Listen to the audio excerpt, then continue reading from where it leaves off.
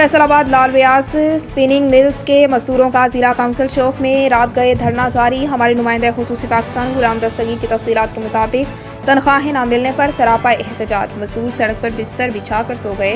Factory मालिक शेख एजाज लाखों रुपए उजरत अदा नहीं कर रहा। वाजबात के मुतालबे पर पुलिस के जरिए हरासन किया जाता है। असिस्टेंट कमिश्नर को दरख्वास्त दी, कोई दादरसी नहीं हुई।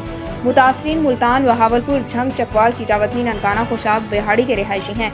2 रोज से फाके खाना और ना खाने से एक मजदूर की हालत खराब।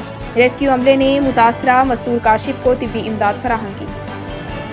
लाल रिहायत मिल के वर्कर हैं जी, सानू तकरीबन 1 हफ्ता हो गया कि असं जरा दर ब दर रोड से फिर रहे हैं। 4.5 लाख अमाउंट बनती है, आवाज़ बात नहीं दे रहा।